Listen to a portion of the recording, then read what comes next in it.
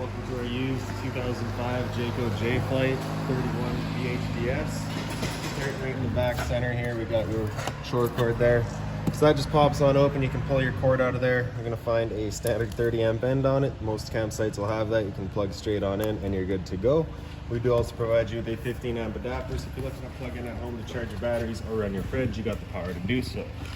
In the end of your bumper here, you just got that cap. You're going to pull that straight out of there. Inside the bumper, you're going to find your sewer hose. Just take note of those two ears and the adapter heads. I'll be hooking it up to your sewer system. And the hose itself, once fully extended, is about 20 feet long. Keeping it stored in the bumper back here to help keep any sort of stench out of the unit, keep things that bit fresher. And then on the cap here, you'll notice that little nub on either side there. You're going to line those up with the slots, press it into place, and that'll just kind of hold it in there for you. In this corner, as well as in each corner of the trailer, you get these stabilizer jacks here. So what they do is they just run down, contact the ground, give it another turn or so just to firm it up, and that'll just get rid of any sort of bounce or sway that you see you get in the unit right now. Just keep things firm while you're out camping. This door right here is kind of just an entry into your rear bedroom. From the other side, I'll be able to give you a better idea, but basically you get these two little halves here that'll fold up. Then you get your table here. It's got its little mounts. We'll show you that once we get inside. Just kind of allows you to have an open storage space back here. Step forward and we get your table and satellite inlets. Just a coax cable plug into there, fires up at your TV location. Beside that, we get your hot water tank. So you just got that keyway there. You line that up and you can open it on up. All your controls for turning this guy on are just inside of the unit. Before we ever turn it on though, we just want to hit that relief valve right there. Make sure that shot of water comes out. That bit of water coming out of there is just letting you know that tank is full. It's safe to fire it up and you're not going to burn anything up by doing so. Down below that, you get the exhaust for your furnace. So if you're ever running your furnace, you just want to make sure it's not blocked off. It does get hot. And down underneath that is your black tank. So basically your sewer cap here, if you press on that and give it a turn, you can pop it on out of there. And then your sewer hose, same ears, they'll just plug right onto there. Lock it down the same way. And you get your black valve right in the back here up against the frame. Pull that towards you, it allows the black tank to drain itself out. Your black tank is filled from your toilets. It's of course going to be your dirtiest water, so you're dumping the black tank first. Once that's done, you can then come to the front of your axles here. And right here you get your gray valves. So you have gray valves controlling your gray tank, which is filled from your sinks as well as your shower. So typically cleaner water, dumping that last will just help keep that sewer hose as clean as possible. Towards the front of the unit, we got one end of your storage compartment, so that just pops on open. You get that little thumb latch up top, just holds it open for you. Inside of here, you're going to find that manual override for running all of your stabilizer jacks. You'll also find the water hose here. Inside of that water hose, you get the park adapter, so your 30 amp cord into there, 15 to a standard household outlet. Around front of the unit, that little black box there houses your battery. So as long as you're plugged into that short cord in the back or your 7-pin into your tow vehicle, that battery's charging for you. The cover here just pulls straight up. You get access to your propane tanks. So up in the front here, you can see it's currently red. It's just letting us know we've got no propane in the system. With that arrow pointing over here, so it's letting us know that this tank's not going. As we open that up, it'll then go green, letting us know we've got propane present. If it were to go red while you got the tank open, it's just letting you know the tank's now empty. You'd close that one off, flip this arrow over to the other tank, and run off of that one while you get the other one filled. Standard tongue jack up front, so one way's up, other way's down. Then up front here, you'll also notice the previous owner has left the little hangers there for the weight distribution hitch. They've also left the head and the bars for that hitch right inside of this storage compartment here. Okay. So when you come to pick up the unit, if you wish to use those second bars, you can use them. We'll just have to set them up for you, and you'll be good to go with all that. Your manual awning here just has the little latches on either side. So it's just that guy there. You push that up and you can slide it towards you. That unlocks it. Same lock in the back. You undo both of those, and then you get your ratchet strap right on the top here. So usually they are labeled basically with it back towards the trailer. That's going to be it rolling itself in. You pull that back out towards you. That'll have it then that'll turn the ratchet assembly around, allowing it to then come out. You'll grab that black strap there, just pull it straight out all the way as far as you can. And that'll be your awning then fully extended. Then you're going to take both of your arms and you're going to grab this handle here, pull it up and push that out. That'll just allow you to change and adjust the pitch of the awning once fully extended. Towards the back, you get your fresh water tank fill. So you pop that cap out of there, your water hose goes in, turn on the water, that fills up your fresh water tank. Drain for that tank is straight down under. You get this little valve right here, have that pointed towards the back of the unit, and that'll drain itself out, just like that. Low point drains over there as well, so we'll show you those once you get inside. Basically, you get 2 different plugs inside of the unit. You open those up and drains itself out. Power outlet on here, so that's just inside of the unit. Then you get a little barbecue hanger. Previous owner didn't leave the barbecue, so that's just kind of going to be blank for now. Fridge vent there, so just a service port really, nothing back there for you to worry about. Stove vents right up here, so 2 little ears in the sides there. You just want to make sure those are closed in, allowing that flap to open up so that our fan inside can evacuate all of our fumes from the stove. Once you're ready to go traveling, you're just going to flip those ears in. In the back here, you got another set of low point drains, again activated from inside of the unit. And then in the back, you get to the other end of that storage compartment. So basically your cushions will just move on out of the way. You can grab it and flip it on up. And then this guy here's just got that little flip up, right? Then you get your storage space here. 2 table legs are just right here. They'll sit down into those bases. You'll get the same sort of base in the tabletop. You can then set it into there, set it up. For bringing it down, you just want to make sure that leg's back in place, and you're just going to fold it on down. Fill in that cushion, and then it's also usable as a bed. Right in the back of the unit, you get your spare tire, and then in the center there, you get your utility shower. So you're gonna get a little key just like this guy here, and stick it on into there and open it up. And then you get the standard 3-foot hose, the standard shower head, hot and cold water, simple as that. Just wrapping the hose around the handles, tucking that head back into place, and then walk it back down with the key. Right, and then in the center, there's your city water connection. So just your water hose will plug into there, turn on the water, and that'll pressurize the lines throughout the unit. Then you can see the previous owner did have a hitch installed. So because this is just an A-frame style of trailer, you cannot tow anything behind you. But if you're looking to mount a bike rack or something, you can go right there. So make our way inside of the unit now. Your door just opens on up. You get a little T-latch in the back, holds it open for you. Now your steps, you're going to grab that handle and straight out, flip that last step over, and step on inside. First things first is right on the left there, you get your fire extinguisher. That's standard, pull the pin, point and shoot. Inside of this storage compartment here, down in the bottom, you get access to your water pump. So if you're looking to winterize the unit yourself, once it comes time, it's right in there. Straight up the wall from it, you get your slide out switch here, so press and hold out, that slide will make its way out. Once that slide's fully extended, you're going to hear some clicks from the motors letting us know they've reached their stall.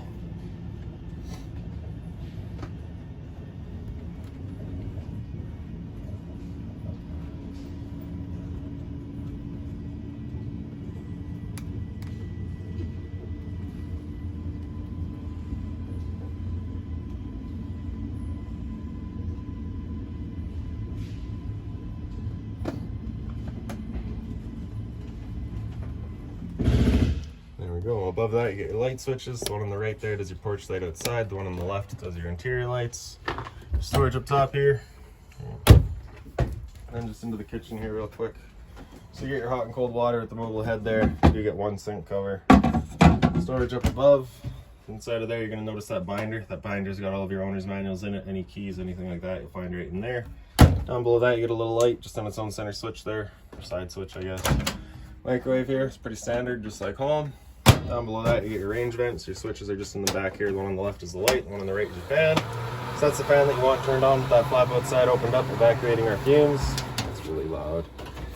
The bifold cover just slips back, and then it kind of lifts up, locks into place as it comes down. Take that knob there, turn it over to light, with the sparker, it fires right up. Real quickly, I'll just mention that the first time you go to use your propane system, especially if you've been away from the unit for a while, can take a minute to fire up. Just because it'll have to clear the air of the propane lines. It's perfectly normal.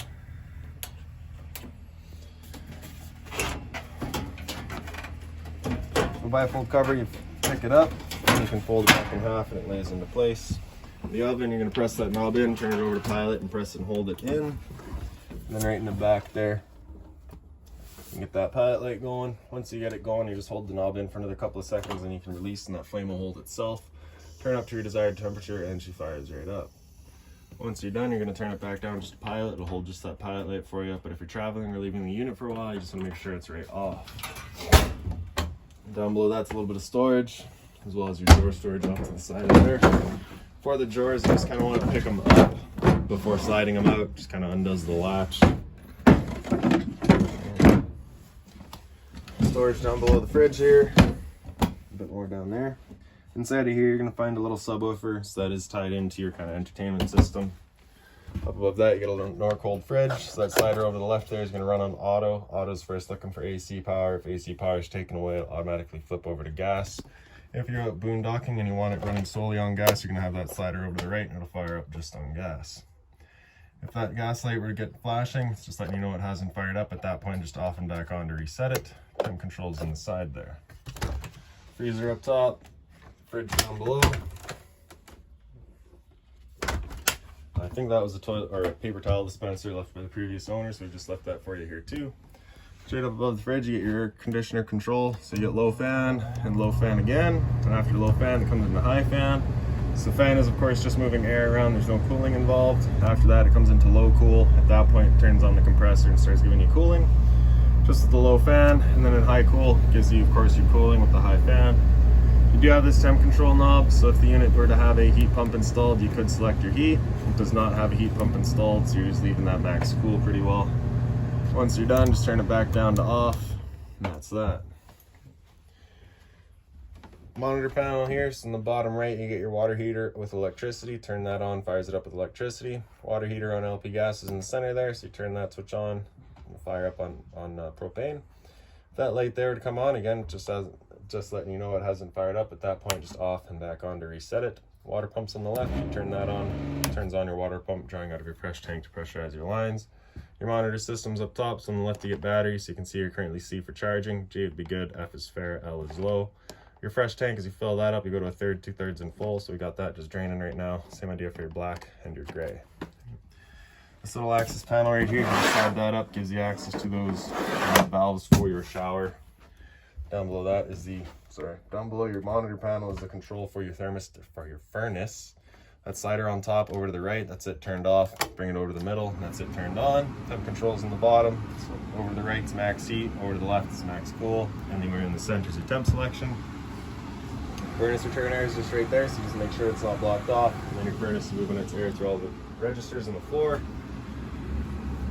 And like I said, once you're done, just over to the right, you hear it click, and that turns it off. No one going to the bathroom here. Your light switches are just straight ahead up on the wall. The one on the left does your fan, the one on the right does your lights. The fan itself, you're just gonna turn that knob to open it up. It's super simple. Okay. Previous owner did have max air vents installed, so we've of course left those there for you as well. Toilet's right in the back here, so it just flips on up. Then you get your flushers in the back corner there. You just pull that towards you, opens it up. Hot and cold water at the sink. Right behind it is your GFI protected outlet. Test on the bottom, reset on top. Medicine cabinet here as well. Bit of storage down below the sink. Just being mindful of our drains and our water lines. And then right behind me you get your shower. It's a hot and cold water at the little tub, standard head and hose. There's back bunk room. All the lights back here just on their own switches. If you take the bunk and lift it up, kind of open up that space there. And like we showed you outside with this guy here, you take your cushions out of the way and you can just flip them up. They come out of the way. Same thing back here, flip that on up, and then you get the same sort of table, bench, whatever, just flip it all up. It sits up for you. Your legs go into those bases, and then the table has the same sort of bases that the legs go into. Then your closet space back here, super simple. And there you have it. So now your entertainment area. Or I guess we'll start, with your antenna. So turn that knob to open it up. Once it's up all the way, it'll just kind of stop in place. Just like that. And then you're gonna pull down on that whole assembly, and you can turn it around looking for your best signal. Wherever you find it, you can leave it there. Before you go traveling though, there's just these two arrows in the back. You wanna make sure that those are lined up. And then you can turn it down, and that'll sit it into place. Having those arrows lined up just ensures that the antenna sits inside of its channel. Doesn't go flying around on you while you're out traveling. Good old tube TV there, so all your remotes are just beside it. This guy here is a bit before my time, so I'm not going to get into it too much. And then in the slide out, got all your lights here just on their own center push buttons, or side push buttons, I guess. Then your dinette is going to work the exact same as the table in the back. You can take the table and wiggle it up out of its legs, and the legs will come out of their bases. The dinette will then sit onto each little ledge that it has on either side, and you can take the back cushions, fill in the dinette, and create a bed. Couch here also folds down, so if you pick up the base, folds it down. Once you're done, just pick up the base and give that back a little encouragement. She flips right around. And then we'll come up into the front bedroom, or sorry, real quick, LP detector. So propane's everything there, it sits on the floor. That guy detects it, starts going off just like a smoke detector would. And the smoke detector is right here. That's gonna make another noise, I think. Bedroom lights on switch button. Same thing with the lights above the heads. If you pick up the foot of your bed, you do get access to a storage compartment. That whole front storage compartment. Emergency exit on the side, you pull that handle there to get rid of the screen. Take this handle here, throw it outside, hop on out. And then it's just all your closet space across the front. Wide open, super simple. And throughout the ceiling, you're going to see all of the air conditioning ducts. Those are adjustable in the sense you can push them in or pull them down. It just kind of choose how much air is being allowed out and through. And really, that's about it for this unit. If you've got any other questions on it, please feel free to give us a call, 204-237-7272.